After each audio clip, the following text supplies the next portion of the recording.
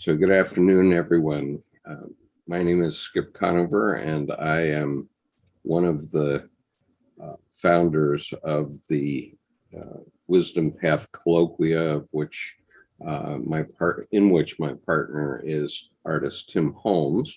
And today we're going to speak with Jungian analyst John Destin, who's written a book called Coming Together, Coming Apart, a play of opposites in love relationships. And I'll just read a brief introduction to John. Oh, you're a JD too. Me too. Yes, I am. That's interesting. So John Destin is diploma Jungian psychoanalyst, has been in private practice in St. Paul since 1983. He is the author of Coming Together, Coming Apart, and numerous articles and book reviews appearing in professional journals and anthologies, which concern interpersonal object relations, gender, creativity, and politics. He was the founder, chairman, and executive director of Jungian International Training Zurich and the Canadian Foundation for Jungian International Training Zurich, and is former co-president of the Association of Graduate Analytical Psychologists, AGAP, and a former member of the executive committee of the International Association of Analytical Psychology, IAAP. And that's sort of the central organization, I guess, of Jungian analysts. I don't know if that there's such a thing as a central organization, but anyway, welcome, John. I'm very happy to have you here. And so if you would just give us a brief rundown on your book, and then we'll get into some questions. We, just for the record, we already have 12 people on Zoom and 7 on YouTube, and now 8. So we have a growing audience. So okay, that's great. Thank you very much. Thank you, Skip and Tim, for the opportunity to talk about my book.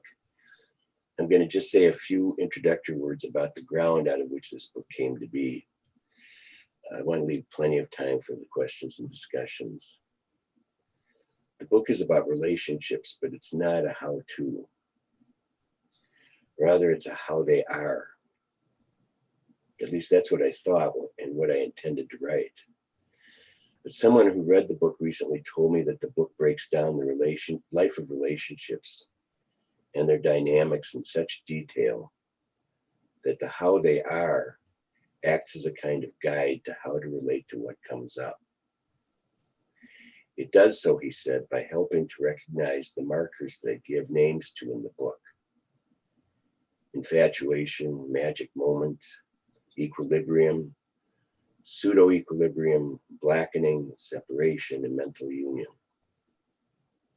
I hadn't thought of the book in this way, but I could see this person's perspective adding further utility to the book. While my practice now is almost exclusively analytic, working with individuals, I still see 1 or 2 couples at any given time because I find them interesting and instructive. I learn a lot. In analysis, I get to watch people fall in love. And in the process, reveal to me what falling in love is psychologically. I get to learn from them how relationships form, solidify, reach a measure of stability and predictability, how they become stale, and how they become temples of intolerance. That is, I get to learn how relationships come together and come apart. When I work with couples, I get to see the psychological dynamics in motion and to see the creative potential in interpersonal conflicts. The first chapters of the book look at the psychological dynamics of falling in love. The chapters are primarily descriptive, and the feedback I get is that they are enjoyable because they evidently capture the phenomenal power of coming together. The book then goes on to describe the process of solidifying relationships, which gives them their characteristic appearance. It's the final sections that bring couples to me as a couples therapist. Two psychological and emotional factors always present themselves immediately, and they can contradict the typical understanding of many couples therapists. The first factor is the implicit assumption that individuals in a couple know one another. The second factor takes the form of conventional wisdom, that couples need to communicate. I won't argue with that. We'll only point out the obvious, that you can't communicate what you don't know. There are other ways of saying the same thing. You can't communicate what you don't see or feel. You can't communicate what you are unconscious of. Thus, the second factor, the advice to communicate, implies a second assumption, that individuals in a couple know themselves.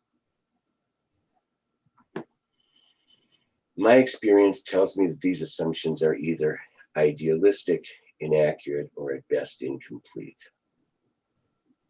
I can't tell you the number of times I've had to introduce couples to one another. Mary, this is Bill.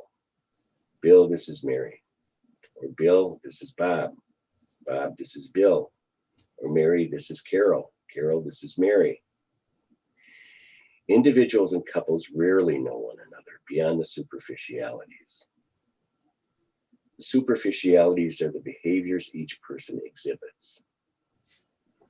What many people know about their partners, their projection, their fantasy of who the partner is. People also rarely know themselves beyond the superficialities of their own behaviors, or the surface manifestations of the emotions and desires they exhibit. We see ourselves primarily in the light of who we want to believe we are, who we think we should be, or who we think we are entitled to be. None of these is true knowing who we are and who the other is. So couples come to see me. They rarely know one another or themselves. The quality, quantity, and contents of the conflicts tell me this. A little trick I play with couples after I have come to recognize their typical ways of relating to one another can act as an illustration. Couples come to me and other therapists when the tension, conflict, and dissatisfaction reach a tipping point. Satisfied couples don't seek out therapy. Why should they? When they do come, they tend to demonstrate rather early the repetitious qualities their conflicts take. A says B is inattentive. B says A is demanding and controlling. A says B is lazy and doesn't do anything around the house. B says A is irrational and emotionally abusive. On and on. Maybe you recognize these repetitive claims and defenses against the claims and justifications in your own relationships, or at least in the relationships of your parents or friends. Repetitive behavior of this type is the signature of a stage I've called the equilibrium, or pseudo-equilibrium, depending on the intensity of the heat of the repetitive arguments. One of the typical characteristics of these repetitive arguments is the seriousness with which each one engages the other. Once I have some understanding of the back and forth between them, I begin, in my mind, to give numbers to the charges and countercharges, the defenses and counter-defenses, the justifications and counter-justifications. After I have enumerated the arguments in my mind, I write them down to have handy to use in a session. A says B is inattentive, number 1. B says A is controlling, number 2, and so forth. Then when A and B are engaging in the repetitious argument, I interject myself into the middle and give them the numbers according to the charges and countercharges, and suggest they conserve time and energy by using the numbering system rather than words. Remember, I mentioned a moment ago that repetitive arguments are engaged in with all seriousness. I know I'm going to get one of two possible reactions when I give them the numbering system and suggest they use it. They are either going to rail at me for my insensitivity and lack of empathy, or they're going to laugh at the absurdity, both of my intervention and their repetition. Either way, two things happen. The repetition is momentarily obstructed, and I get a chance to tell them that Einstein's definition of insanity is doing the same thing and expecting a different result. My goal is to disrupt the interactions in which the stimulus response set is a substitute for being present emotionally to what can be discovered. You can't know what you haven't encountered, and you can't communicate what you don't know. The mindless interactions are historical artifacts, the same argument being fought over and over again, concealing whatever might be new and significant. You see, A and B really don't know one another. Beyond the superficial facts they know about one another, what they primarily know at this point is their own and the other's defenses. The arguments do not get at what is underneath the defenses, that is, the vulnerabilities that are being protected in and by both of them. The argument gets nowhere because the defenses conceal what really matters. When we ask the other what's the matter, we don't get a true disclosure because, by and large, the matter is hidden from one's own view and so can't be communicated to the other. They and I have no idea how they got from loving one another to shooting daggers at each other. It's a mystery. It's tempting to claim that these concealments are pathological. Ask yourself, however, what do you conceal from your partner and even from yourself? Do you know your disappointment in yourself for your own behavior? Do you disclose it? Do you communicate your disappointment in your partner without accusing them of some kind of behavioral violation? Do you accept disappointment as yours and as a given of life and relationship? Do you know your own insecurity, the insecurity of your partner, and how those insecurities intersect and interact with one another?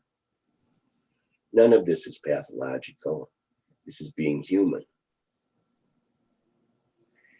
Each of us is engaged in the project of creating ourselves and coming to know the world we are in. Jung called this the individuation process. It began with birth and will continue until we die. It occurs whether we actively participate in it or not. Individuation is the encounter we have with ourselves and the world that intersects our lives. It is human not to know what we have never encountered before. It is human to be afraid of encounters we don't understand. It is human to defend against encounters that we are afraid of. It is human to want to belong, and it is human to want to be autonomous. It is human to be conscious, and it is equally human to awaken from unconsciousness. Those repetitious arguments are the superficial indications of the individuation process going on under the surface, concealed within the fighting. They indicate that powerful forces of individuation are going on unconsciously. Aspirations, internal conflicts, shadowy motivations, new possibilities, seemingly unbearable losses and tragedy, understanding, empathy, moral and ethical development, the entire range of what it is to be human, can be and can become human. Double click on any argument as you would a computer zip folder, and you will find contained within it the essence of what it is to be human.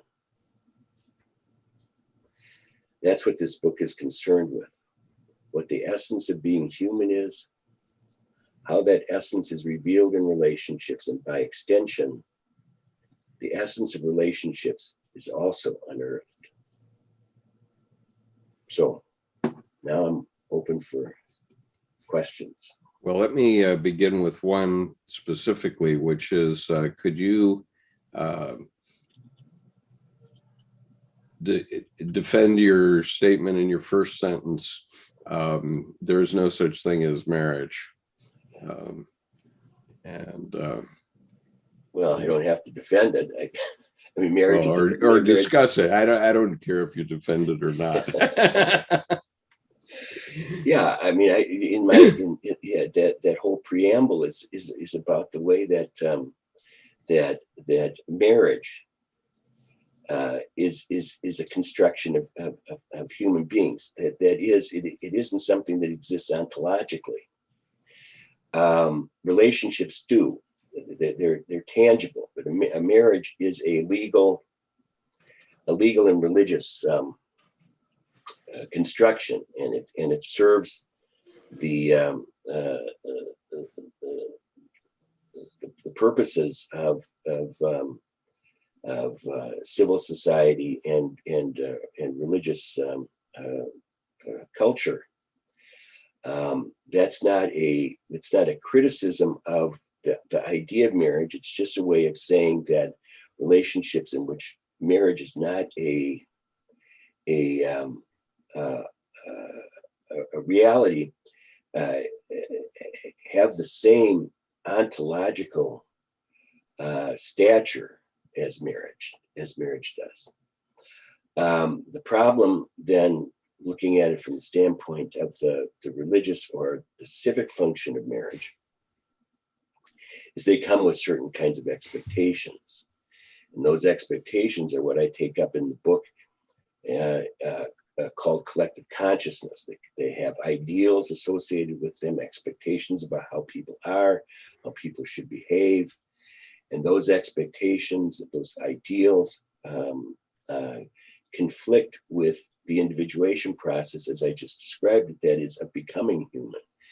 It isn't, it's sort of reminiscent of the imitatio Christi, that is, that the idea is to imitate Christ. Well,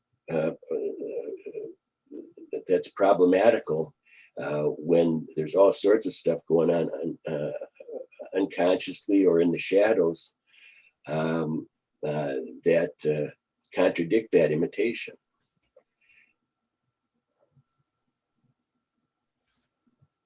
Okay. Questions. Artemis, you put a question on the chat. Do you want to verbalize it here? It wasn't a question. It was more a comment from the analyst James Hollis, who said being in a relationship is being true to solve a problem you would never have had in the first place had you not been in a relationship. Yeah, that's right. There's some place in the book that I say something similar, that a relationship is an attempt to solve a problem. I'm not so sure it's not a problem that wouldn't have needed to be solved whether the relationship existed or not. I mean, I think that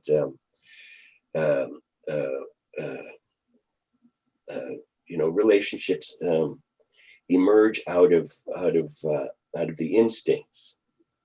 I posit three different instincts.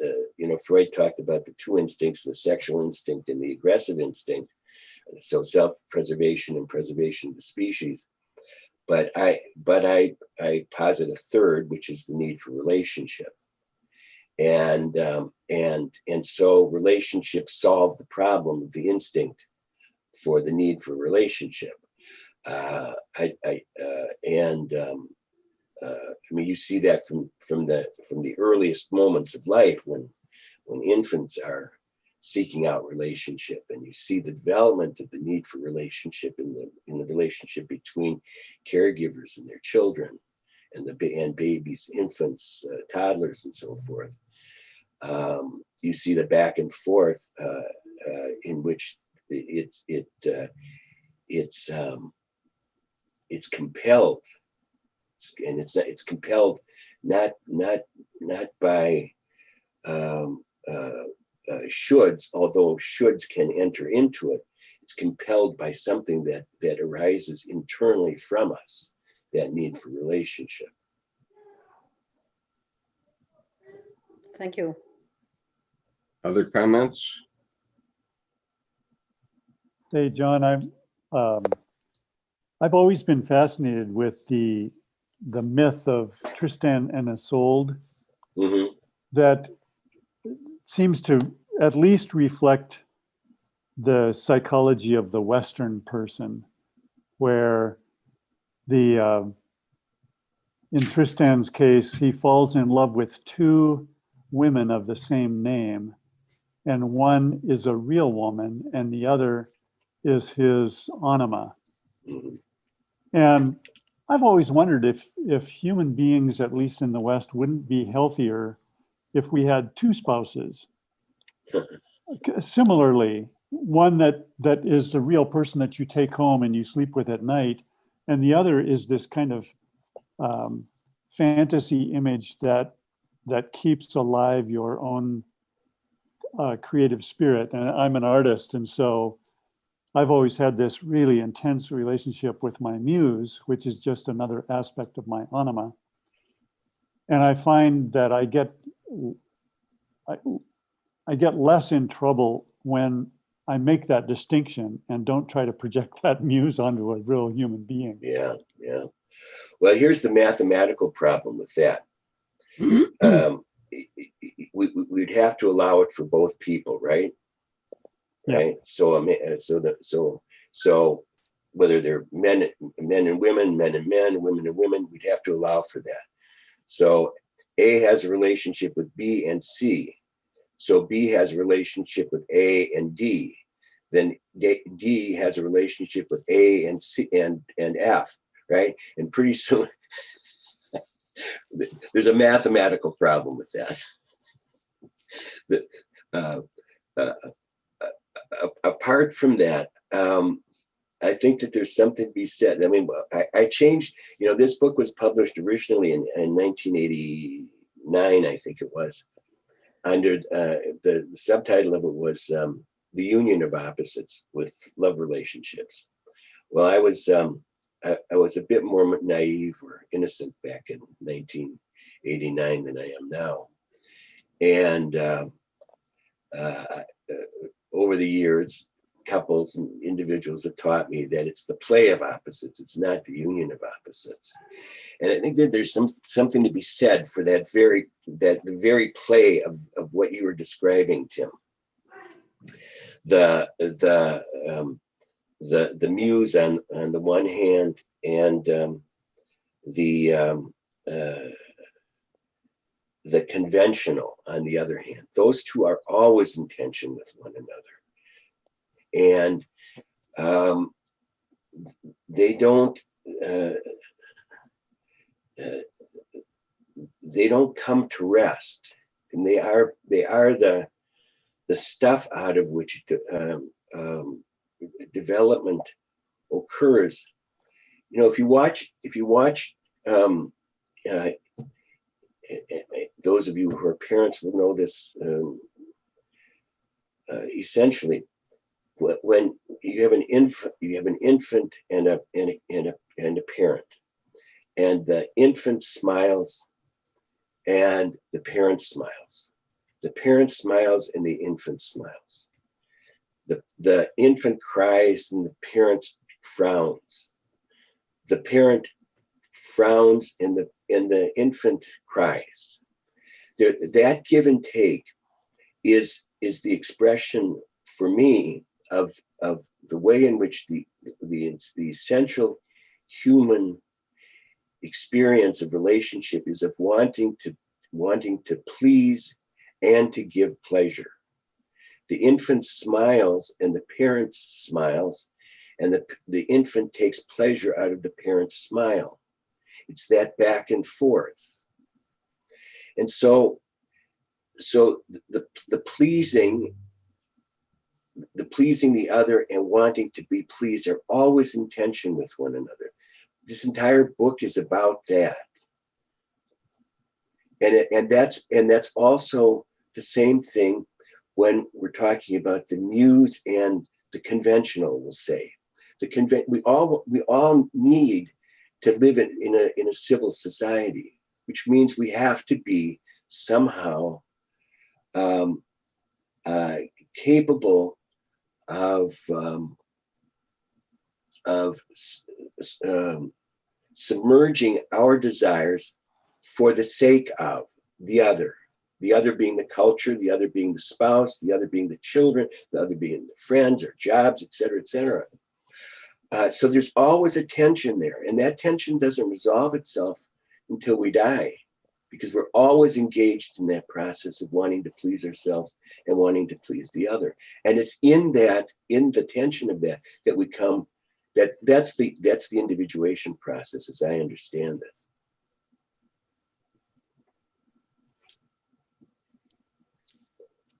Okay, other comments? I don't want to hog the mic here, but I also am really curious if you could speak to the to the gender differences that you see between men and women living in a patriarchal culture. One of the things that I feel is that I'm as an artist, my antenna are way up, and part of the signal I pick up is my personal dynamics, and part of it is collective dynamics. And sometimes I get this very strong sense that what I'm responding to is the patriarchy. Yeah.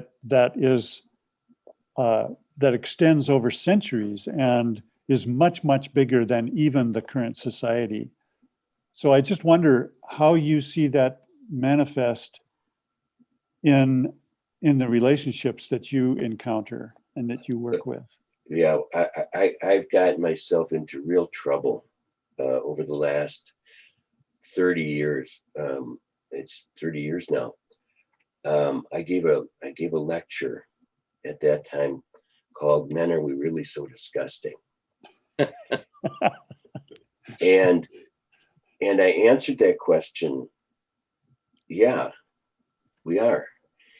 And I deconstructed masculine gender identity to demonstrate that the central aspect of masculine gender identity is a phallic wound. Is the separation from the relationship with the mother. Women do not have to separate from the mother in order to establish gender identity. Men do. And that's the phallic wound. I'm not going to go into the whole mishpucha of that, but there is a phallic wound. And that phallic wound is always present to one degree or another in masculine gender identity. That's the source, and that's the source of patriarchy. And the patriarchy, of course, emerges at the time, I'm not exactly sure when, 5,000, 6,000, 7,000 years ago, when human beings figured out that sex had some connection to procreation. Until that time, there were only female goddesses, and they were always represented as the mother. So what I find is that patriarchy is the fundamental structure of relationships, but not that it's the essential structure. It's the fundamental. There's a guy named Joe Smith, J.C. Smith, who's also a lawyer, Skip, who wrote a book called The Neurotic Foundations of Social Order. And that book, which was written, I think, in the late 80s, early 90s, is perhaps the best exposition of the connection between patriarchy and social order and the neurosis of social order. So I'm not sure if I'm getting at answering your question, Tim. I mean, what I see every day in relationships is the role that patriarchy plays. Patriarchal privilege, patriarchal assumptions,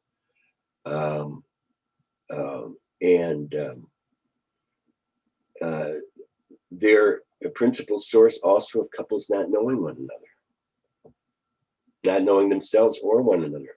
And of course, you know, the problem is so for women as for men. Women have been so conditioned by patriarchy to see themselves as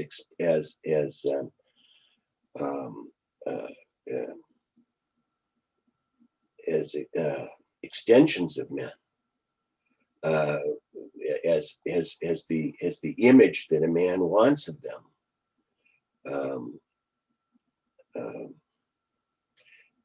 It's a serious problem. Can you repeat the name of that book? Yeah, The Neurotic Foundations of Social Order. I'm going to look that one up. Written by J.C. Smith. You can imagine it got nowhere. It got absolutely nowhere. Sure, yeah. Well, I can certainly concur with with the modeling of the patriarchy, because I certainly lived it in the first part of my life, having become a Marine officer voluntarily at a time when all of my college classmates were trying to avoid doing that, and having served for 23 years. One of the things that... So, Skip, before we go on, Miles wanted to ask a question. I don't know. Yeah, go ahead, Miles. Miles, are you still there? He might. Miles, you had a question you wanted to ask. Oh, hi. Yeah, thank you. Okay, sure. Thanks, John. A very interesting presentation. And just quickly, a little background about myself. So in my mid-30s, I started to think, well, what sort of spiritual person am I? And I ended up, after a few trial balloons here and there, I ended up at a Russian Orthodox church here in Calgary, Alberta, Canada, where I live. And my wife says, well, you just ended up there because they have a potluck lunch after every service. And I must say, you know, as a single man, that was quite appealing. But my wife, Gina, she is Roman Catholic. And so, well, you know, I was smitten by her. And then we start talking, you know, well, I proposed and we're going to get married. And okay, so where are we going to get married? She wanted to be married in her church, a Roman Catholic church. So I talked to the Orthodox priest about the situation. And he told me, you'll never be Orthodox if you do that. And I was like, wow. And this was quite a struggle, because in addition to get married in the Roman Catholic Church, I had to pledge that my children would be essentially turned over to the church, any children, prospective children, and that I would not interfere with them being raised in the Roman Catholicism, and I would be submissive to that. Now that really felt like duress, you know, having to commit to a contract under duress. So it turns out, first of all, before I go further, you know, I didn't even know that psychology is derived from the word soul until I met Skip and became a participant here. And another thing about it is the Russian Orthodox Church ended up here because the Russians colonized Alaska before sale to the Americans, and now the United States has colonized Alaska. So that's a bit of history. But I found all of a sudden I'm in between these two arguing massive faiths of the world. And it's, for me, a psychic fact that in my despondency, I Now, however I heard the message, it was Jesus saying, don't worry, go ahead and marry her because it is finished. The words of his on the cross. So in summary, now it's a bit of a crapshoot. The Bible says, do not be unequally yoked. And in a sense, I was going into this relationship unequally yoked, but by providence, just actually yesterday, thanks to Nancy Pfaff here, who recommended I view a Franciscan Catholic priest, I thought, oh, there's actually quite a bridge between my differences personally with the faith of my wife and my children now. But a Franciscan perspective actually helps me very much. But now, to the point of all this rambling, Jungian analysts should promote themselves as marriage counselors for the potentially unequally yoked. It would have been very beneficial for me to have known about Jungian analysts and what you're sharing today back in 1999. And, I'm feeling very happy. I have no regrets, but it is a 50-50 chance in today's society that marriages are going to succeed. So I wonder if you just want to comment about, maybe Jungians need to get out there and promote your services in that regard. Hey, Miles, what do you mean by unequally yoked? Well, because my perspective, when I read the Bible, I'll say that the Holy Spirit, especially since encountering indigenous spirituality of my neighbors and encountering Skip and all of you, my concept, my frame by which I read the Bible now is very different than it was previously. I knew something was amiss.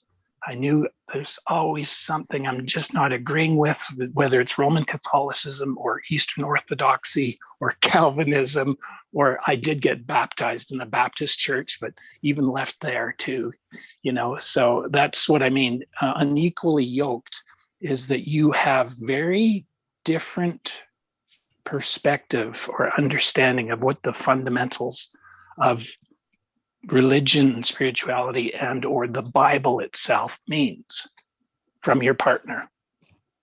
Well, Miles, I think you could say just as well that it isn't confined to religion. Adolf Guggenbuhl wrote a book called Marriage, Dead or Alive. That's the English translation of it.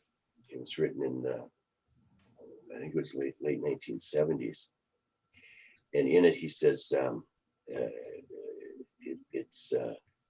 it's a remarkable bit of hubris of human beings that you can take two people from different cultures, different families, and different ways of thinking about life and putting them together in a marriage. With all of the expectations that go with the idea of being married. So unequally yoked, as I would understand it, extends beyond religion, the religious.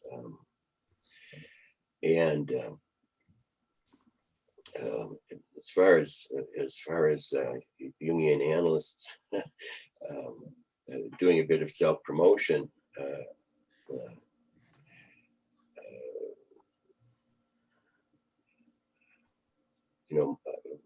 most analysts have very little experience working with couples, and until you have a facility in working with couples, or at least some ease with working with couples, it's pretty hard to have a sense of how to negotiate the tensions that are implicit in couples being together. Now, when you're talking about the religious differences,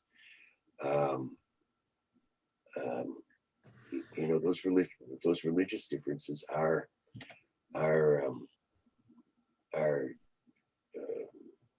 one form of the tension that people have to negotiate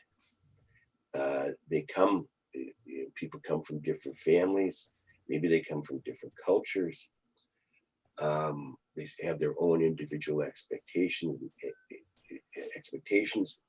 and those go into the what I call the equilibrium. That is, in the interactions between people in a couple. After the phase of falling in love, they have to find some way of stabilizing a relationship, making it predictable. And in that process of making it stable and predictable, some portion of the passion of the early relationship goes into the stabilization and predictability of the relationship. And there's a kind of implicit and sometimes explicit negotiation of what the rules of the relationship will be. So when you're talking about the rules of the Catholic Church or the Roman Church or the Russian Church, you're talking about one set of many sets of rules that a couple will need to negotiate. And at a certain point, in the book I call it psychological incest. It is they become children of the same parents. The parents being not real parents, but the parents as in the parental roles, parental expectations, the parental prohibitions about what you can't do, the parental prescriptions about what you have to do. All of those things become part of the relationship in the equilibrium, and then the equilibrium means repression, and the repression then generates heat, and the heat generates conflict, and then it becomes a pseudo equilibrium, and then from there things begin to go south. So, and at least in my experience, those negotiations are difficult to sustain for any length of time, because the negotiations themselves produce an amount of heat that makes the relationship unpredictable and unstable. And since the goal is predictability and stability, negotiation usually ends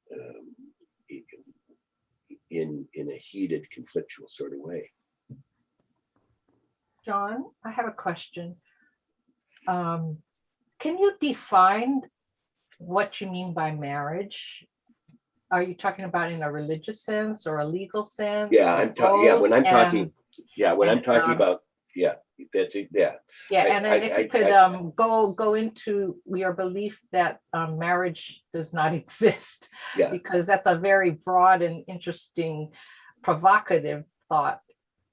Well, yeah. When I say that marriage doesn't exist, I'm saying ontologically it exists as a construction. Certainly, it exists as a construction, but it's a legal and cultural or civic construction. It doesn't come out of nature. It doesn't come out of nature. It doesn't come out of nature. I say someplace that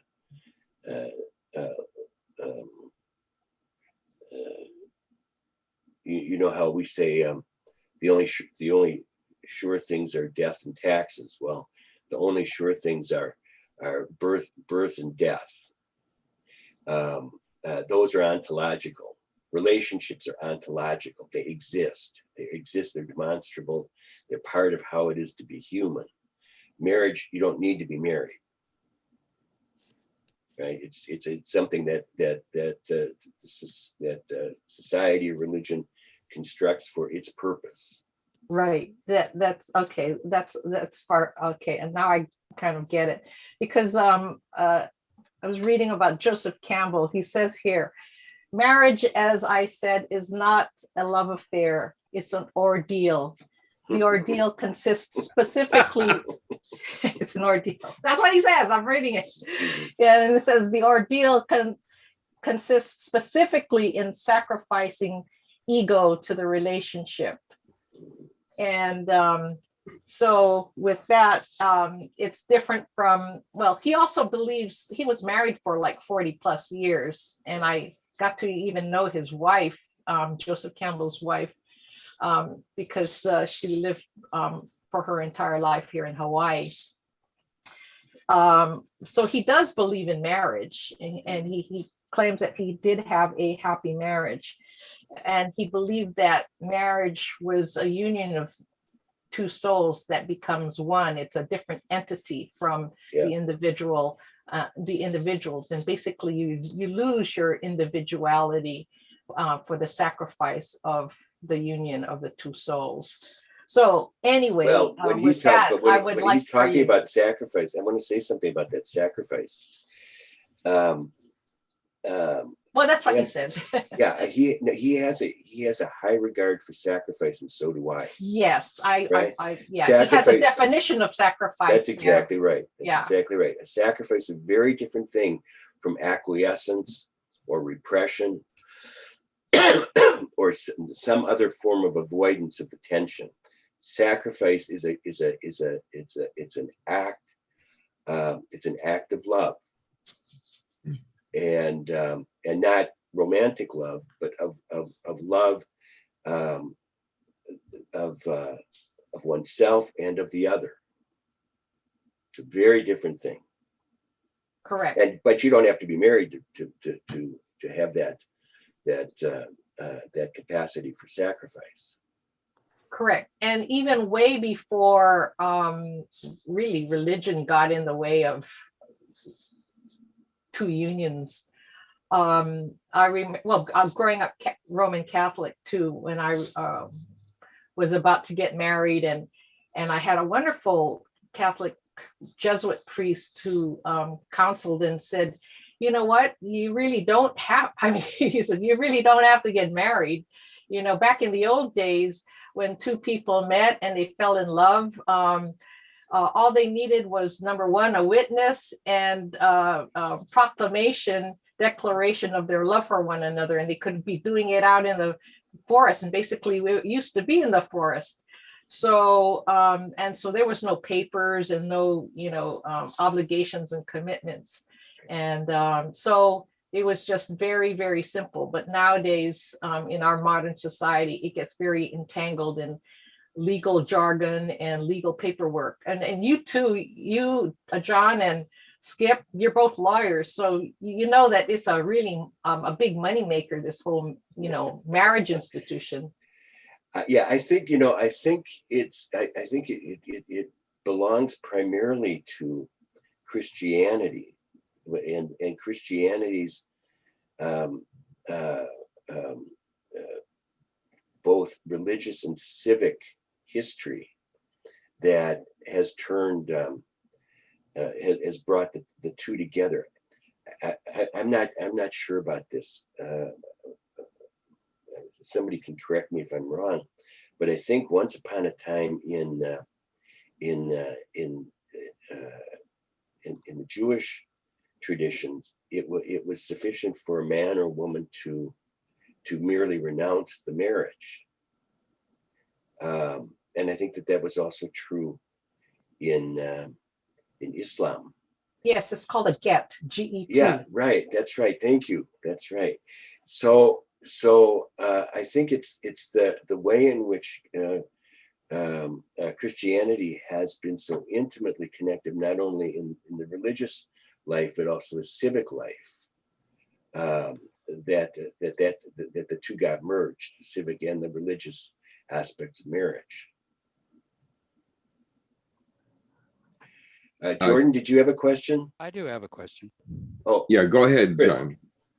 John was first here. Yeah. Sorry. I'm sorry, Chris was first. Chris. Okay. I'm going to say your book saved my life. I got it in the Well, that's the old one. That's the old one. That's the old one. And I love the way you decided that the union play on the of opposites is better than union. So I love that. Yeah. Well, just I as a, grew up. we're all growing up. So I have some questions, but just by way of my background, I grew up in a Christian cult fiction, which went bye-bye Mhm. after several bad relationships because I didn't know how to be in relationship. And then I went into Jungian analysis with your colleague, John Peck, did a Yeah. 5-year analysis and really grew up a lot. So the obvious question, oh, and I did a degree in counseling and psychotherapy, so I'm familiar with different models of couples counseling, but I'm wanting to know how you use dreams in your work with couples. Do you have them? Do you do a, are you gulping? Yeah, I don't. Okay. The reason why I don't is because generally speaking, people leave the couples therapy when they reach the point where they could talk about their dreams together, and there's enough confidence in their own capacity to be different from the partner, to be able to hold their own position related to a dream if the partner intrudes on it. Yeah. I'm not sure I made myself clear. Dreams are very private, and the work with dreams always brings up sensitive material. And if you're doing it in a couple, the person who has the dream has to be able to be confident in their own ability to relate to the dream apart from how the partner does. Yeah. Right? Generally speaking, people leave the couples therapy when they get to that point. So that is, they have enough confidence in themselves to be able to be in the relationship, separated from the partner, separated from the expectations of the partner, the intrusions from the partner. They know how to take care of themselves, and at that point, they leave, and then the dreams. So we don't get to the dreams. And Okay, so in my experience, there's been a dynamic relationship that I've had with myself. Mhm. Not ego. The ego disappeared a long time ago. So there's this ongoing interplay with my inner self. Yeah. But what I'm hearing you say is people never really get there. So you have to go through an individual analysis before you might be able to do this kind of couples work with someone who would be also in a individuation process through dreaming. Yeah, it's not, and of course it's not uncommon for people to end a couples therapy when it dawns on them that the problems that the relationship has are not related to the relationship, but are related to how they relate to themselves. Yeah. And how they relate to the world that they exist in. So, I mean, it's also not atypical for people to come into for couples therapy for 6 months or a year, and then to see that individual psychotherapy or individual analysis is the preferred way of approaching the situation. Coming into oneness with themselves. Yeah. Right. I get to be one with myself, and before I get to be really playing with you. So I'll stop there. So Jordan, you're next. Thank you, Don. Thank you very much, John. And Chris, thanks for that, because my question now dovetails right into to that one. There was a great book I read years ago called by Richard B. Schwartz, You Are the One You've Been Waiting For, and the courageous intimacy in relationships. But the primary premise is what you guys just said, how you relate to yourself first. And of course, as you said, we're human. But I really appreciated your distinction of the phallic wound. And it moved me to think, wow, women don't separate, but by rite of passage of menstruation, they differentiate from the mother.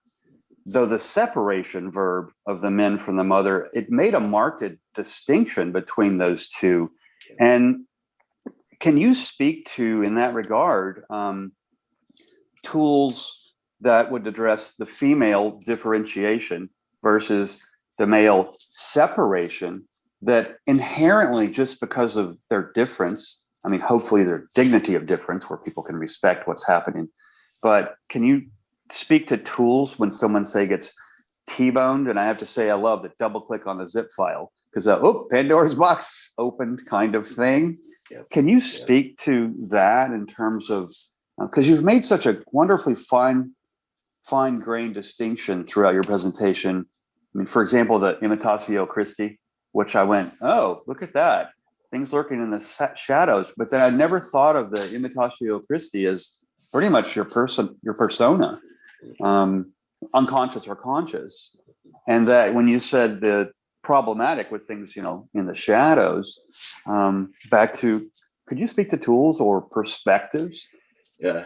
Well, just the word tools is problematic. Oh, yeah. Okay. Yeah. Fair. That's very fair.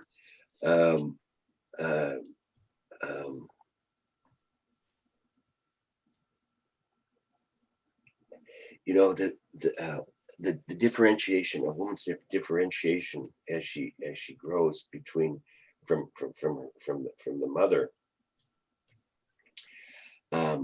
is in some ways. Let me see. How do I say this?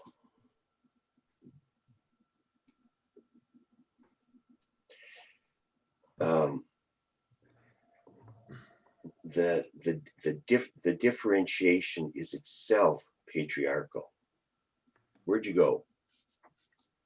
Right. Oh, there you are. Okay.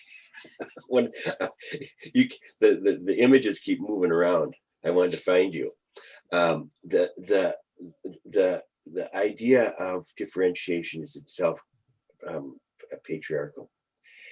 That I mean, when I'm talking about what is essentially human, I'm talking about everything that is potentially capable of being conscious.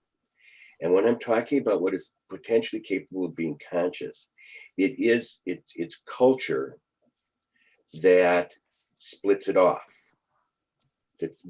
And culture, or when I talk about civic life, is what splits those things off. It doesn't have to split them off in terms of repression. It splits it off by repression, by virtue of the patriarchal need to split off the phallic wound, right? So differentiation only exists in the context of everything not being there already. Right? A woman doesn't differentiate from her mother, except to the extent that she shaves parts of herself off. You know the philosophical term Occam's razor. Yes. Okay, so Occam's razor. The simplest formulation is the most elegant, right? Right. So we're constantly shaving off parts of ourselves in order to conform to the civic function we have.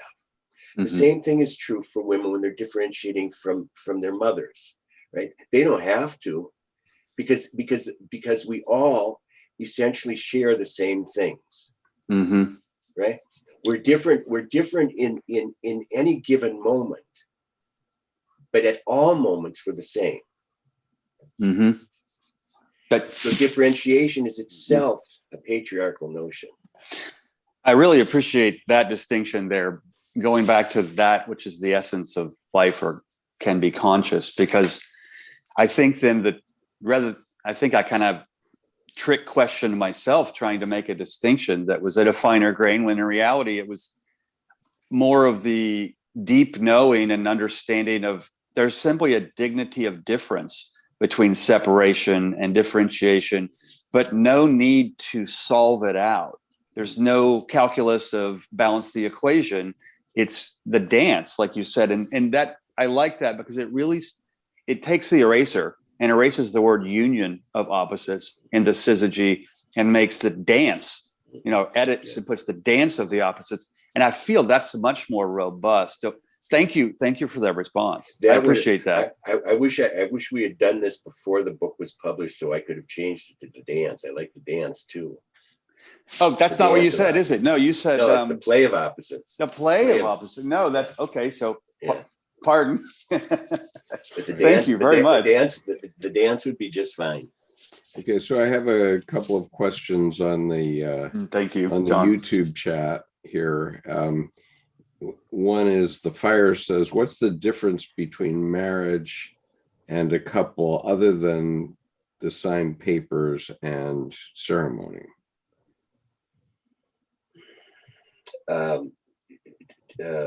Factually, nothing. Psychologically, all of the idealistic preconceived loads on the word marriage. Mm-hmm. Right. Okay. Raquel says marriage is a contract as a basis for civil rights. In the beginning, only the ones that had property were considered citizens, and women were considered property. I guess that's a definition of patriarchy in a way. Okay, I have a question here. Well, I want to say something about that. Go ahead. I take that up in the preamble.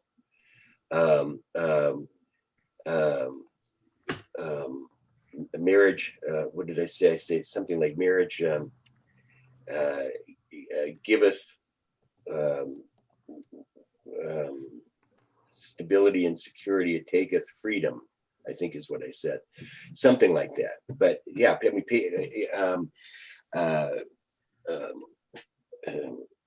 marriage has been a devil's, how's that phrase go? A devil's trade or something like that, trade-off for women. And as you said, it's an expression of patriarchy, absolutely. When I was in law school, our contracts professor said the contract is an agreement for the breach of which the law affords a remedy. But in so many circumstances, the law doesn't afford a remedy. Right. Okay, go ahead, Skip. You had. Okay. There's one other question here on YouTube that I guess I should address, and that is what would it mean if a woman needs to integrate her anima instead of her animus over identification with the father? Yeah. Question mark. I say at the end of the preamble of the book, or maybe it's at the beginning of the preface, I can't remember where it is. I say that my experience working with LGBTQ clients over the years tells me that Jung's notions of the anima and animus are inaccurate in terms of the vocabulary. So I asked the reader to change anima and animus to animating factor. That is, there's an animating factor in the psyche. And that animating factor is not just positive. It's also, because in the heat of separation, the separation that I talk about in the book, that's also animating. It's extremely animating, but it's a painful animating as opposed to a positive animating. So the animating factor is from my perspective a way of talking about how the psyche animates and so talking about the parental imagos, the mother or the father, the mother and the father are both are animating factors in both directions, both animating in the positive sense and also animating in the negative sense because of their role in being the delivery system for culture, which by its very nature involves in our development repression. Okay, one of the questions that's really animated my entire study of Jungian psychology relates to how can we make it possible for more marriages to succeed in society. I came to Jungian psychology primarily after my first marriage ended, and I had been married for 17 years, and during most of that time, I had no idea that my marriage might end. I had no idea that it could end or might end. And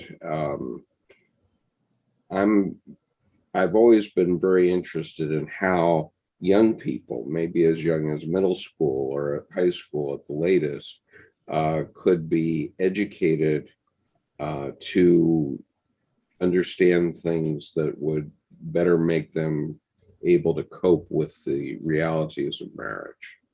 Do you have thoughts about that? I got lots of thoughts about that. You know, Jung in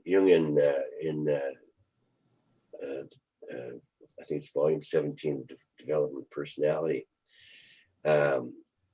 talks about this the developing notion of having children go to psychotherapy, and he says the problem isn't the parent, the children, the problem is the parents. And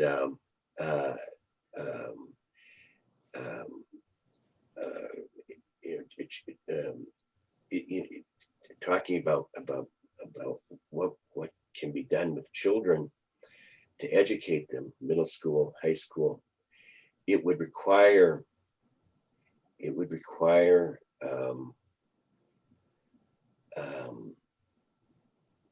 psychology, and I mean psychology now, holding a particularly important place in education.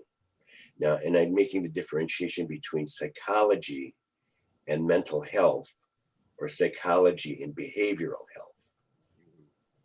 There's too much mental health and too much behavioral health in the culture and not enough psychology. I mean, the things that I say in my book and the things that most Jungians say in our books,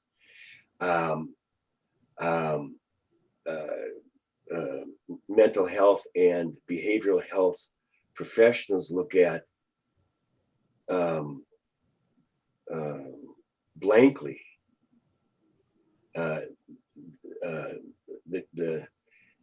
The conception of the development of the human being, including integrating what in culture lives in the shadows. It strikes me that there are two things, you know, as I look back retrospectively on the breakup of my marriage, there are two things that would have helped me if I had this information before it happened. Number one was I didn't know transformation was a thing. Okay. I didn't understand the process of transformation of human beings over a lifetime. So I was nearly 40. And of course, I understood that I transformed myself into a lawyer MBA, and I transformed myself into a lieutenant colonel in the Marine Corps, but I didn't understand psychological transformation, the natural birth to death transformation as a thing. And when I first read Symbols of or Man and His Symbols, I had no idea what that was about. I mean, I gradually grokked it after.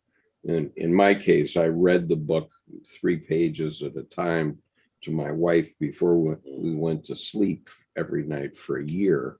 And at the end of it, we both felt that we had had a year of psychoanalysis. But you know, so transformation is one thing, and individuation is the other.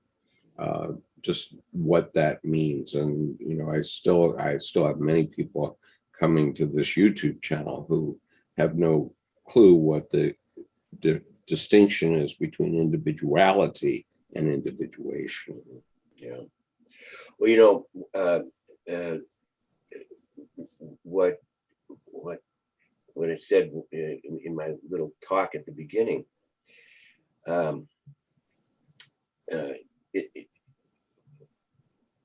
we don't teach the necessity of suffering.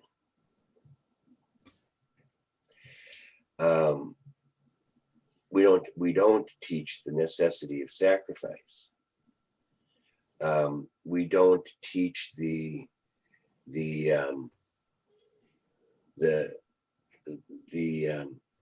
secondary position of the ego in relation to the self and individuation. All of those are particular aspects of what you're talking about as transformation and individuation. Certainly suffering is one of the things. I mean, you know, in my book, I asked the question, is there any reason to remain married or in a relationship if satisfaction is not present? And the answer is individuation, transformation and individuation. But Well, if that's not a conception, if you don't have a conception of the way in which individuation occurs, and individuation being different from the traditional mental health notions of child development, then I don't. I mean, that's what I think is necessary for the education of young people. Right. Tavara Russell, who's a psychotherapist in the UK and has appeared in this channel previously, is on today. And she observes that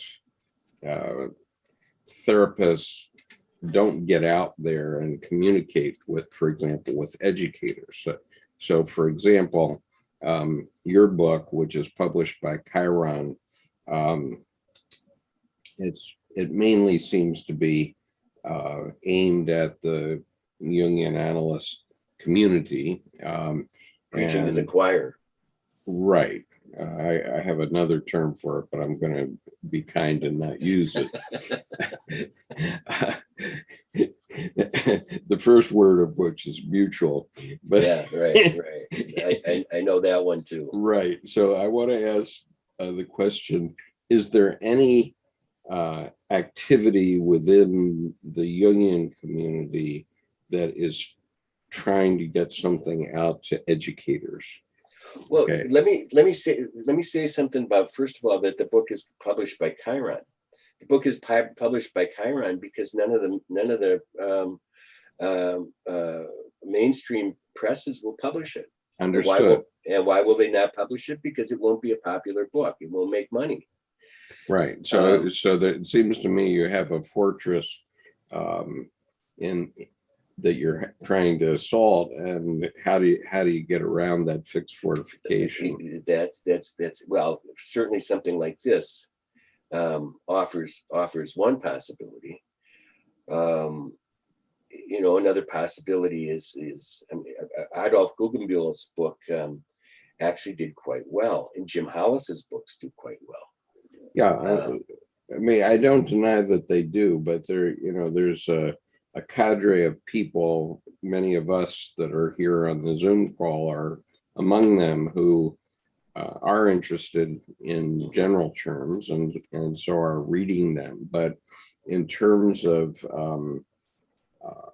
in terms of actually having an initiative, is there an initiative of the Jungian group or any psychotherapeutic group that is trying to communicate with educators that, you have to get this in the curriculum? Not that I know.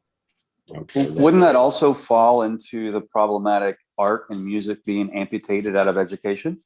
And Yes. psychology would actually be the umbrella to protect them and put them back in, but it's a threat to then the patriarchy for the education to include the self.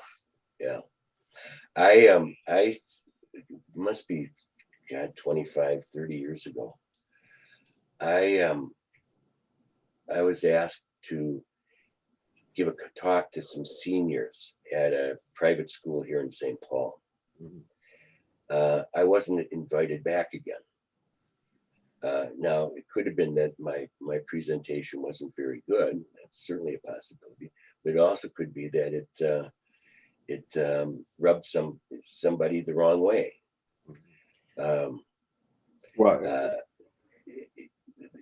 I think it's a problem. I mean, schools are also the delivery system for culture. Surely. But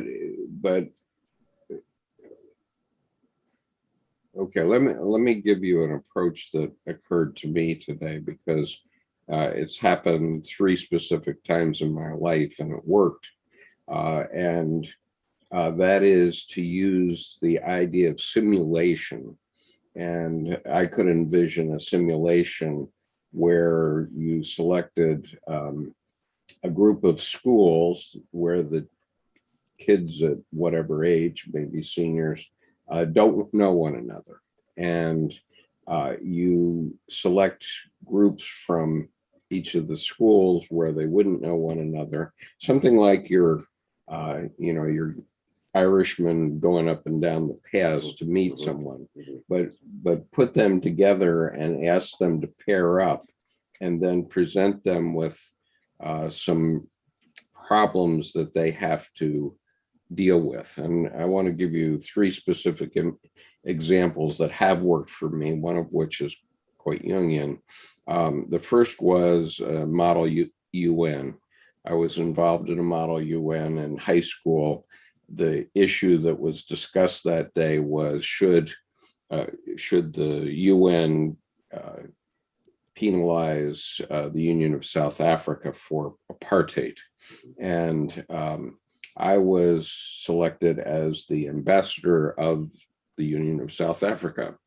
And I learned very quickly that I could gum up the works by Robert's Rules of Order, which I did. Okay, I became infamous for it indeed. And but that also taught me a hell of a lot, which I've used throughout my life, about how politicians stop things by gumming up the works. That's one example. A second example is at the Center for Creative Leadership in North Carolina. There's the looking glass simulation, where they have you do 2 days of simulating a corporation, and then they hold a mirror up to you and say, "This is you. Do you like it?" And that was very effective.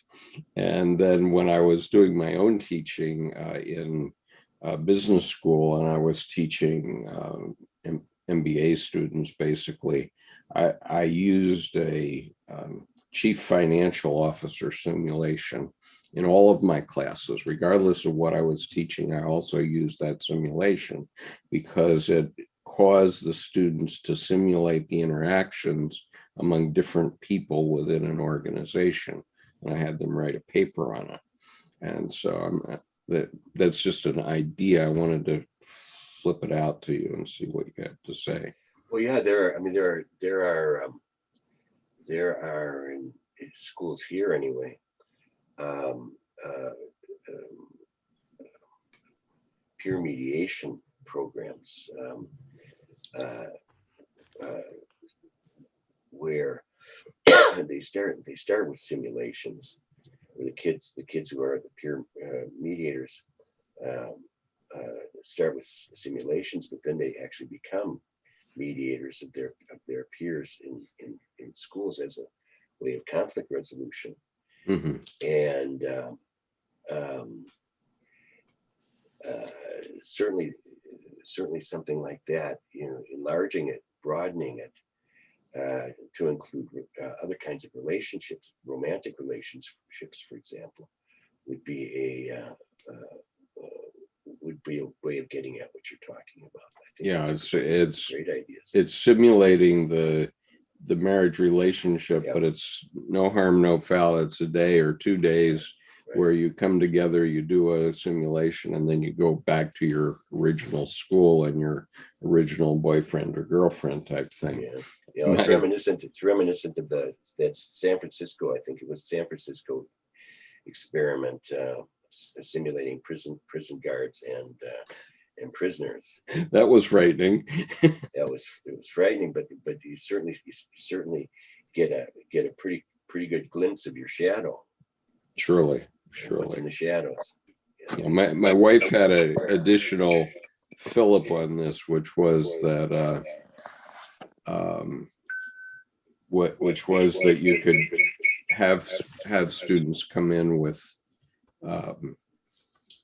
knowing their MBTI to begin with, so that they selected a partner from the group that was different from them in at least 2 parameters in MBTI. Obviously, if they're all the same, it's too boring, and if they're all different, it's too terrible. But well, I want to say something about typology then, as long as you're bringing it up.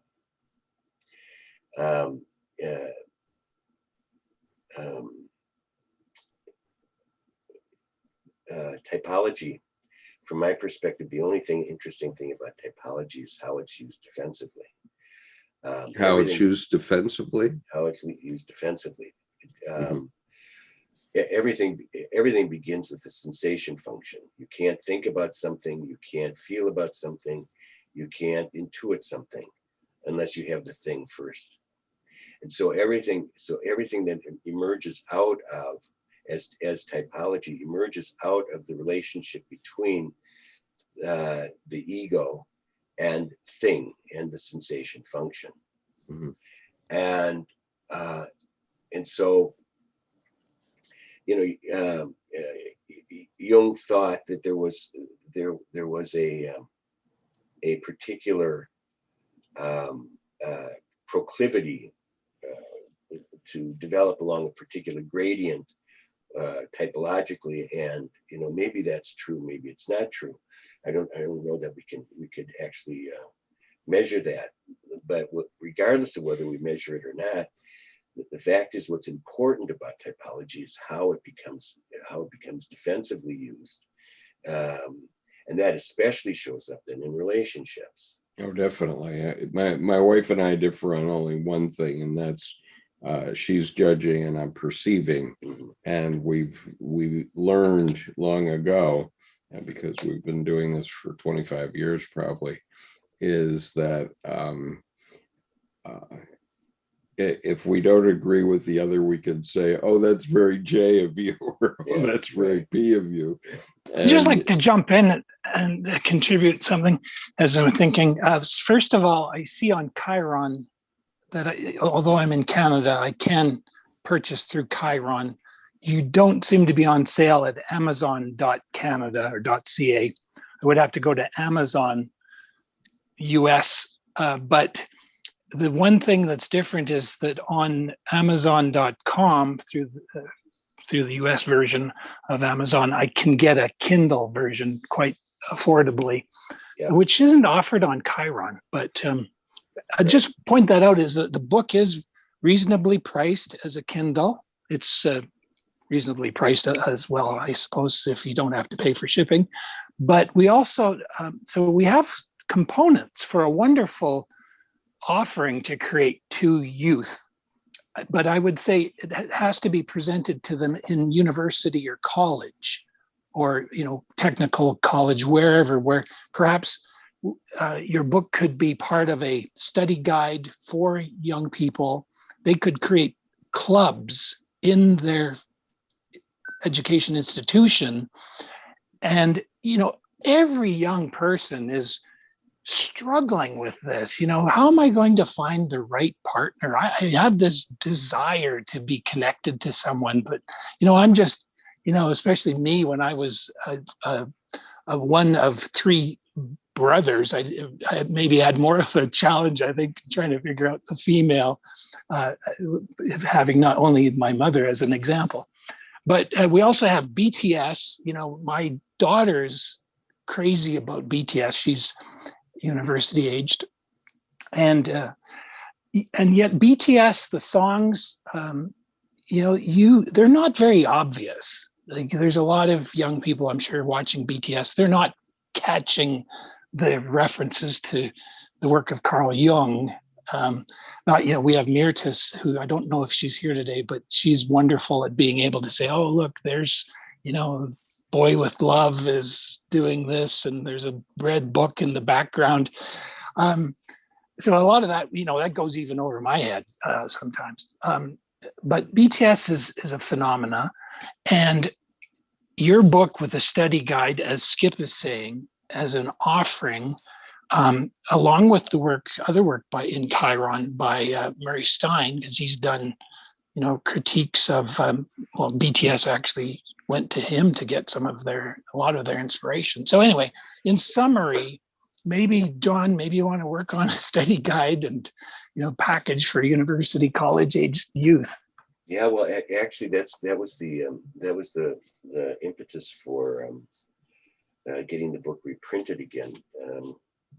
Somebody got in touch with me. All of a sudden, there was an interest in the book again. This was about 6 months or a year ago, and there's a professor at a university, I don't remember which one, in England, who was assigning my book as a text, and this was the original publication of it, and it couldn't be had. There weren't any available. So he didn't bother to check before creating a curriculum that there wasn't a textbook available for them. So actually, that was the motivation for having the book reprinted again. I think that's a good idea. I don't know if it's my book,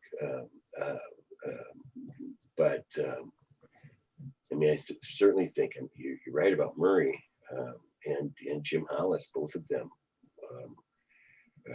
really accessible writers.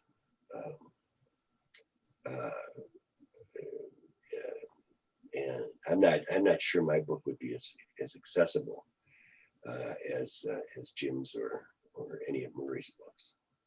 Yeah, I'm doubtful about your book being appropriate for high school students. It's obviously very tightly packed, and I'm sure this group could talk to you about just the preamble for 10 hours or more with no trouble whatsoever. Well, actually, put it in the honors psychology program, the AP psychology program. Once we get it in, I really appreciate there's John. Nobody that's got a psychology program. No, but I'm saying acting as if there was one, then it goes into the advanced, but not to the rote remedial or smaller medium places. John, I really appreciate you and Miles basically discussing planting the seed, because Frederick Douglass' quote from forever ago was, it's so much easier to build strong and healthy children than to repair broken adults. Yeah. John, I have a question and comment. Sure, go. Carl Jung said, life is a daring misadventure. And there is a martial arts ancient saying that the key to life is relationships. Key spelled Ki, meaning, the chi. Gee, yeah. The energy, Yeah. the source. And Right. and so wisdom comes from experience. So I'm just curious, with your wisdom, is it coming from your own personal experience through love relationships and marriages or whatever? Where is your inspiration, your motivation in writing your books? And I just wanted to also make a quote here, last one. It is not a lack of love, but a lack of friendship that makes unhappy marriages. Right. Yeah. That's by Nietzsche. Yeah. Right. Nietzsche's my guy. I like Nietzsche a lot. I especially like his Birth of Tragedy. I mean, so much of my book is sort of an extension of that notion of the necessity of tragedy in order for that nihilism is the rejection of tragedy.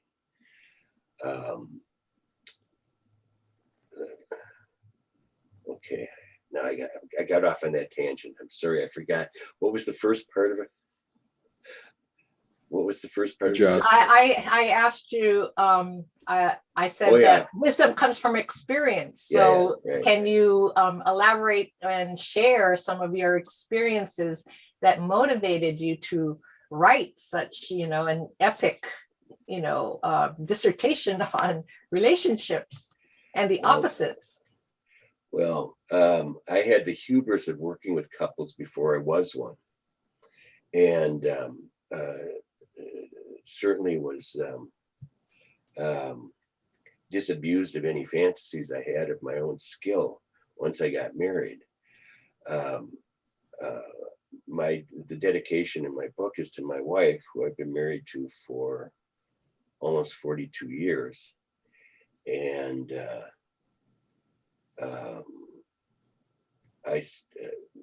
she and my son have taught me everything I know about relationships. So it comes from experience. I'm not sure there's any wisdom there, but I certainly one thing I can say about myself is I'm relatively observant. So what my book is primarily is a set of observations of how people are, and an attempt to understand what they're showing me.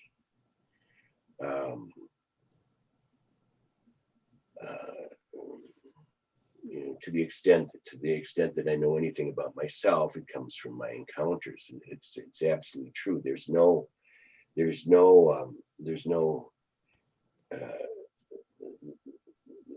everything emerges out of encounter. There's no inner world without an outer world, and there's no outer world without an inner world. Encounter is it.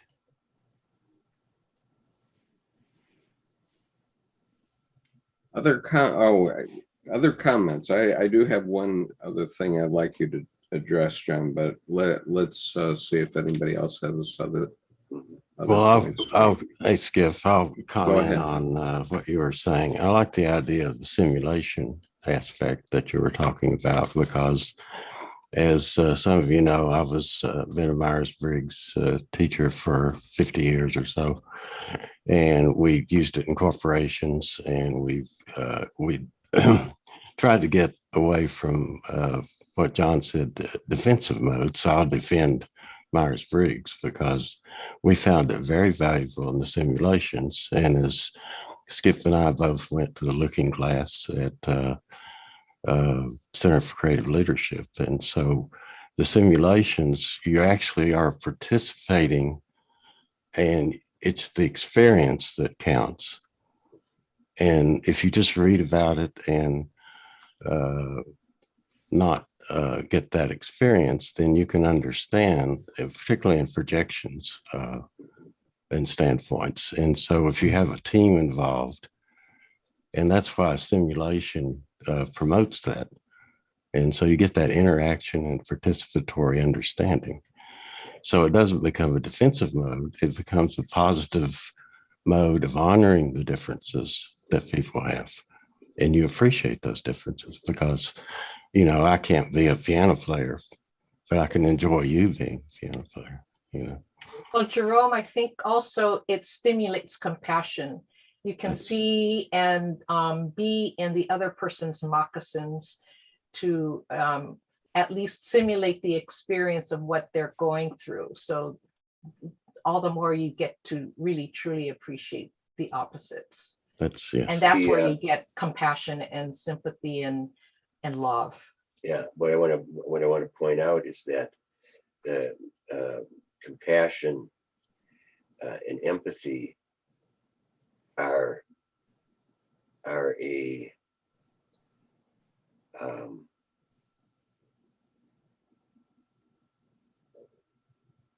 an effect, right?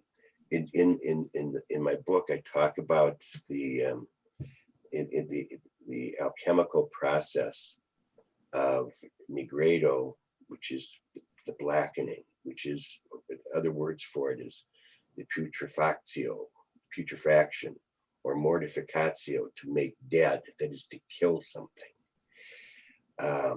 And so there's the putrefactio, the mortificatio, the nigredo, and there's no compassion without that. There's no compassion without first having to experience that kind of death. There's no compassion without having to experience the separation, that is the separatio in the alchemical process, which is the separating out of what is essential in a human being from what has been adopted as a compromise between how a person is and how they want to be, how they feel they are supposed to be in the in the culture. I mean, one of the things that I say quite frequently is you can't say yes unless you can say no. Right? And no oftentimes belongs to the shadows. And so there's no compassion unless one has worked through the reality of the absence of compassion.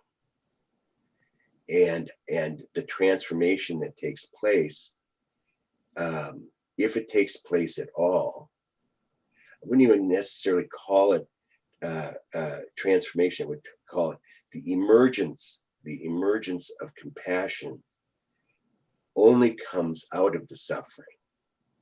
And that's the compassion then for oneself as well as the compassion for the other. That's that thing that I was talking about, wanting to please the other and wanting to please oneself. There's, those are not going to be in sync by and large. They're going to produce tensions. And it's in the tension that all of the compulsive ways of resolving that tension have to be broken down.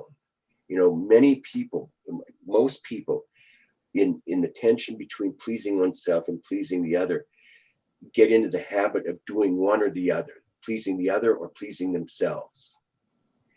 And that compulsion to do the one, then it's an unconscious compulsion. It has to be broken down, which means it has to die. And that's the nigredo.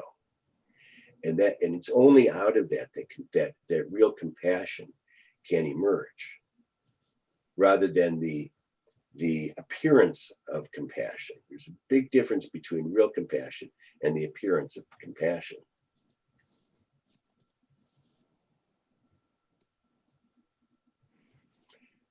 Jordi.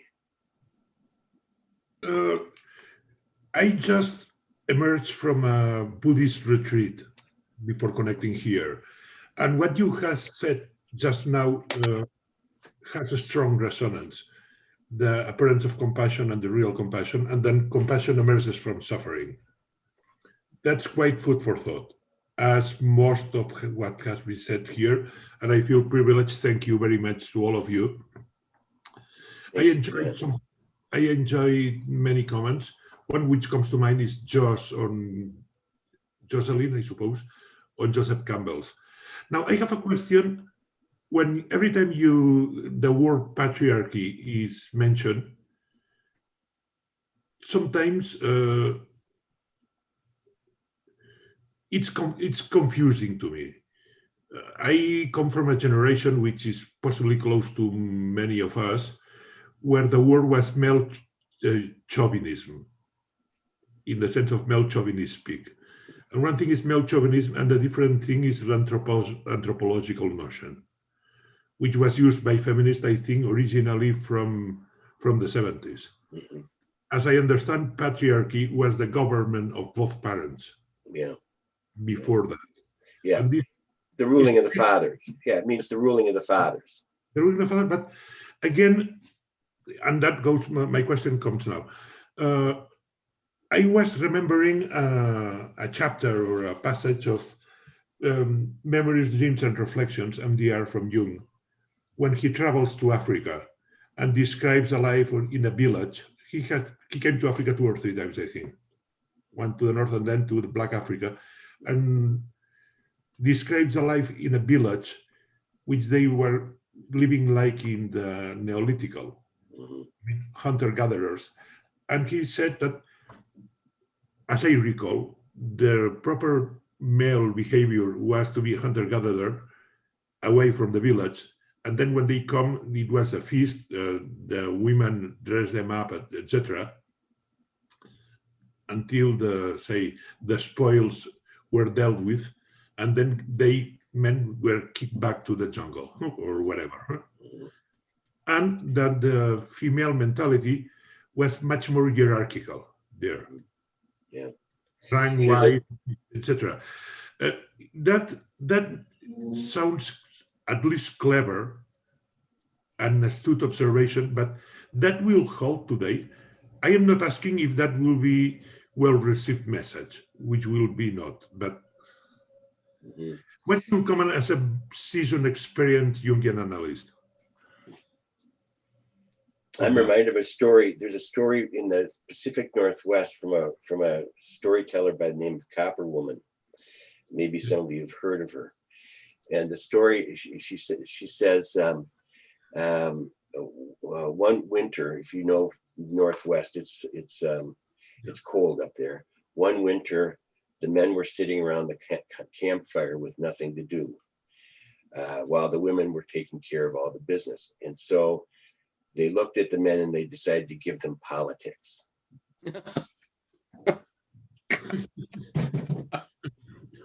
That's hilarious. Yeah. Oh. You know, I mean,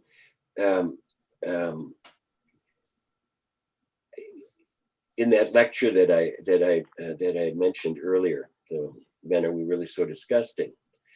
I predicted, this was in 1991. I predicted that an African American would become president before a woman did, because it's in all cultures. There isn't a culture where masculine privilege doesn't trump anything else, and that, for me, that's what patriarchy is masculine privileging. And that masculine privileging that I'm talking about is the full range of masculine gender identity, and the needs that arise out of that phallic wound that I was talking about earlier. That's an incredible distinction to make. Yeah, it's going to be a while before we talk that one out of existence. Mhm. But if we could put, when we talk about the male and the female, husband and wife, just if we could think of that as just symbolic symbols. And I like, John, your new terminology of animated factor, right? Animated factor. And then with that in mind, I just wanted to read a quote by, Yordi, you like Joseph Campbell, so it's another one here. He talks about just in the lines of what you, Jordan, was talking about, and John, about the phallic problem. He says, okay, because girls come from the mother, the women, so we don't really, the girls don't need to how should I say, separate, they just differentiate. He says here, the women need not learn how to relate to the man because that is not the problem. The problem concerns how the man relates to the woman because she represents life. Mm-hmm. He needs a way to relate to life. So look at you guys. I mean, I look at the panel and I'm counting all the males here. I mean, right now you kind of outnumber the women, it seems. And I think it's just a beautiful, coming together. And it creates a lot of hope in my heart that, a collective unconscious will start to balance off the male energy and the female energy, or whatever, let's just say the opposites, but the animated factor will somehow come to a balance and be harmonious. And we've got to remember too that life is fluid, so relationships can be messy. And I like the saying by Carl Jung that, life is a daring misadventure. So when we are thrown into this world, we're just learning and our feet are on the ground and we're just learning as we go. So it's a wonderful attempt, John, to try to, make sense of all of this. But we will continue to create and make, if you call it mistakes, but it's a learning process. We are always learning. We are just students of life. Yeah, Joss, why aren't the women here? That there are 3 women in the Zoom panel at the moment, as far as I can tell, maybe 4 depending. And maybe it's meant to be. Everything has a purpose. Remember synchronicity, right? Yeah, this is the way it should be right now. This is the way it should be. They should, we should outnumber them so that they can run the show. But this is a learning process for you men, right? Or your animated factor folks, if there's LGBTQ, here's, it's all part of that helping to balance the world, balancing yourself first and then balancing the collective unconscious. But we I love that you the mass. I love that you said that, Joss, because just last week I blogged, in a world that attempts to make each of us Adams and Eves, just be a Lilith. That's a good one, Jonathan. Oh, Jordan, I'm sorry. It's fine. I'll take it. I've been called much worse. I know. Okay. I'm Jocelyn, or okay, whatever's shrink. So now I'd like to give John a reasonable off-ramp for this discussion. And I thought I would ask him to talk about something that is in the epilogue of his book, and that is the laws of inertial stupidity. And I wonder if you'd just discuss that a bit in general for us, John. Yeah.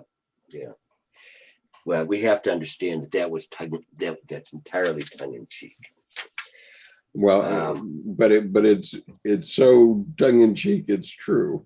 Yeah, it is true.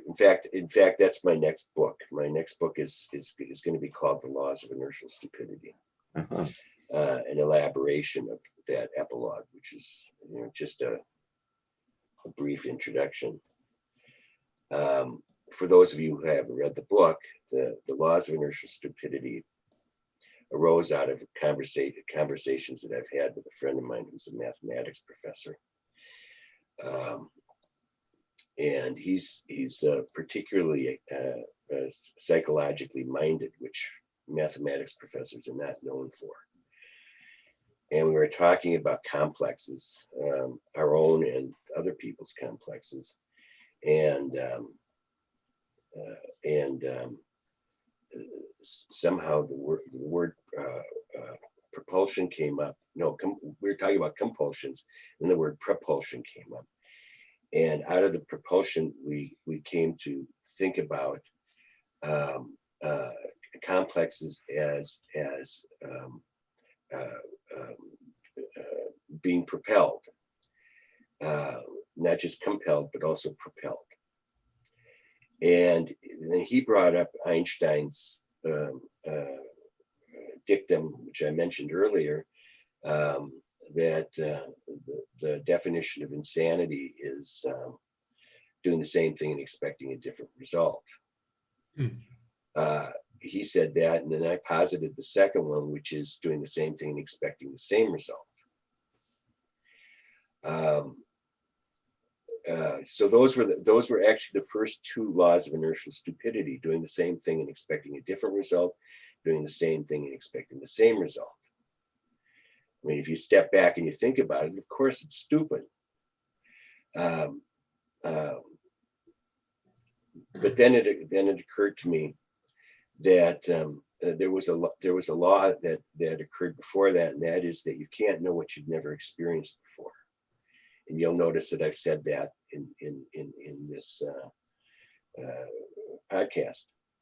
You can't know what you've never experienced before. But if you think about that in relation to the second laws, that you doing the same thing, expecting a different result, or expecting the same thing and doing the same, expecting the same result, it is that every argument that people have that's repetitive is not paying attention to what is new in the moment, right? So they haven't experienced what is present there, because they're relating to the artifact of their past arguments, which means that they're engaged in the second law, which is they're saying the same thing expecting a different result, or saying the same thing expecting the same result.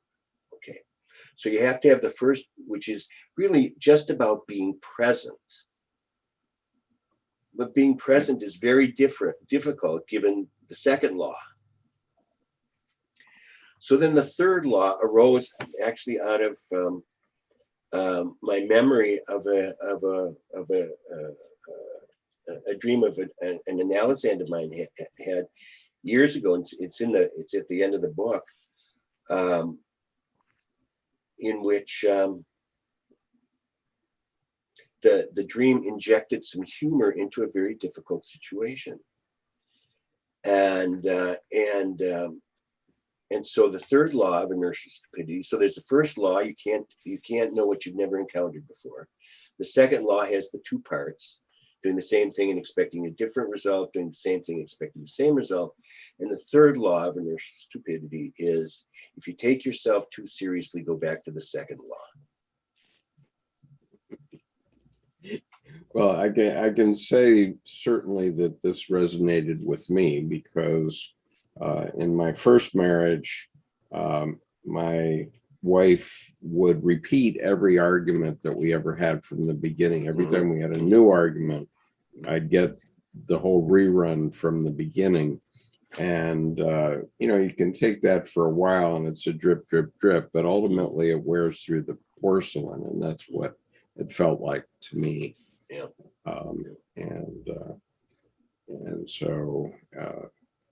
But I didn't have the tool of understanding transformations to understand that I had to give my wife a way to mature a little bit further. Okay. In other words, she was expecting me to be her father, and I wasn't going to be that. I mean, that's the essence. And when I said earlier that I introduced them to one another, Bill, this is Bob, this is Bill. What I'm really saying is that people don't understand that the essence of relationship is being disappointed. That we have to disappoint the other person, or we have to be disappointed, or we Right. have to be disappointing. Right. Mhm. It's inevitable, and the number. I mean, and it's so difficult for people to integrate that being disappointing and being disappointed without feeling guilt or resentment. The Or guilt shame. or shame. Yeah. Yeah. Right. It's like the car rolling down the road and the tires, they feel perfect, but they're wearing the whole Mhm. time. They're deteriorating there's the suffering piece. And my anecdotal example, I love when you said every repetitive argument connotes a lack of awareness of what's actually present. And the example I always use is, I call it my yellow car syndrome, because in 2005, I went to buy a new car. And all I know is I wanted 6-speed convertible and a lot of foot. I didn't know what, but this is going to be fun. I walked into the dealership and there's this little Euro trash looking Chevy Aveo that's about 6 inches long and 4 inches wide in sunflower yellow. And I'm like, that. And I drove it off the lot. And I will swear up and down in a court of law, yellow cars not only didn't exist, but the fact structure would be I saw none on the way there, not a single one. And on the way home, I must have seen 35 to 50 yellow cars, because before I saw the yellow car, I could not see what I didn't know. And it, in a sense, that repetitiveness, I go into the quote of inspect what you expect, to try to evaporate the blind spot or mirage. But the yellow car syndrome, it just came right up when you said that every argument connotes a lack of awareness when it's repetitive. I just was like, yeah, I got beamed by that one in the head. There's an apocryphal story about the islanders in the Caribbean, and they see waves off in the distance, and it takes the chief to be able to deposit that's because there are waves there. There's something else there, and it was the ships of it was Columbus's ships. You can't know if you've never seen it before, you can't know it. Who knows if that's a true story, but it goes to the point. Yeah, definitely, because there's the how to see the unseen. So there's a certain forensic awareness of basically somebody on point. Your life's on the line, and so you see nothing except what's there, and that's not dispassionate. It's life interacting with your environment. Yeah. And that's the thing about encounter. It's all. Everything emerges out of encounter. Right. Encounter. The influence of whatever's touching or not touching. Yeah. So others, final quick comments here. Josh, go ahead. Comment. Jordan, John, I agree with you that it really takes another person to relate is to help one another see what the other person cannot see within themselves. So that's the beauty about relationships and how very, very important they are in our growth and our continual evolution as human beings. I just wanted That's to a great share, point. That's a great point.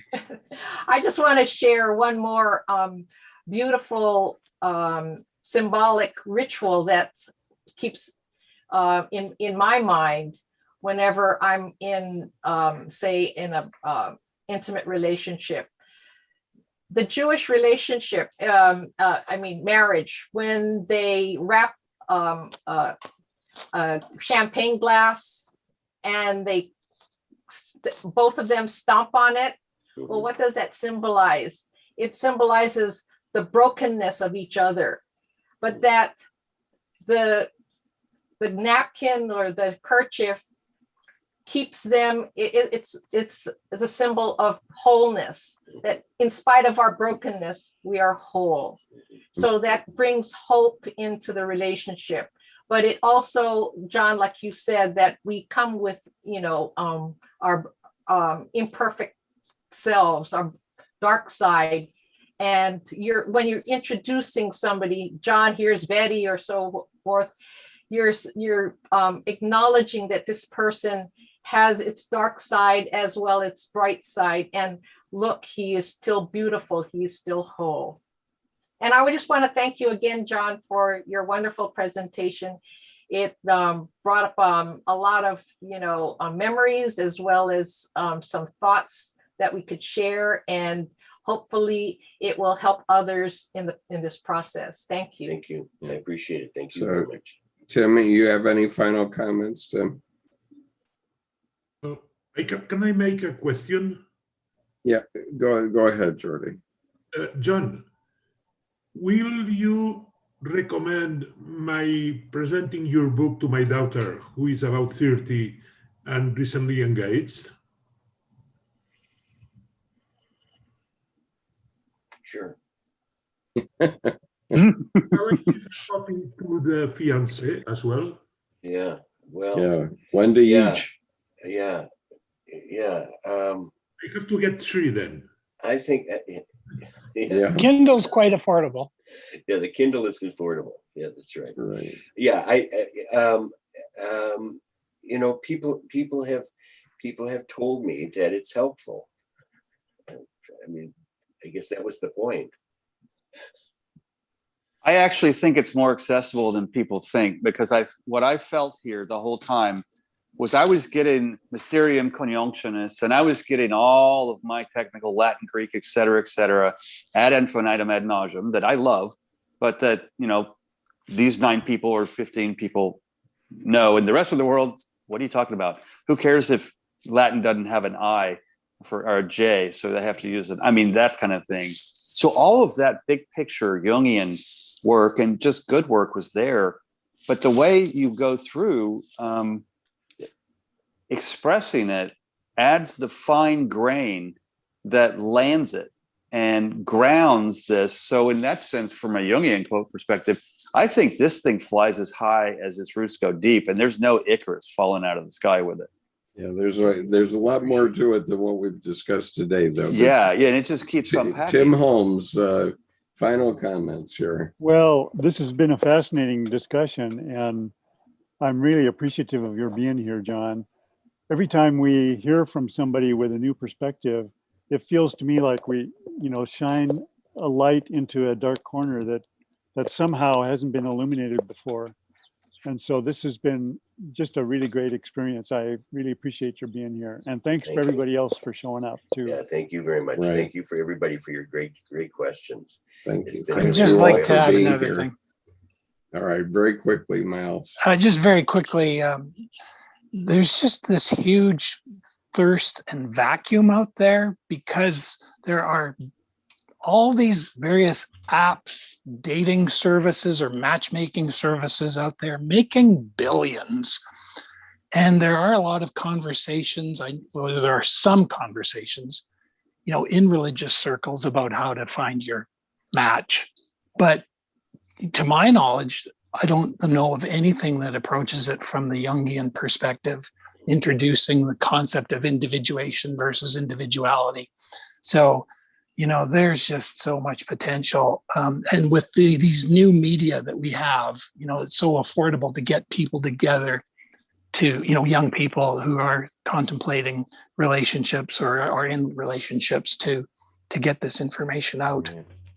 So the book we've been discussing today is Coming Together, Coming Apart, The Play of Opposites in Love Relationships by John Destin. And I hope you'll consider buying it. And Jordy, I think it's great that you're going to buy 3 of them. It's a step in the right direction. Well, thank you all very much. I appreciate your presence and your questions. It's been a lot of fun. Great. You're a beautiful man, John. Okay, thank Thank you. you. Thank you so much. Thanks much, for man. This is taking great. us of your time.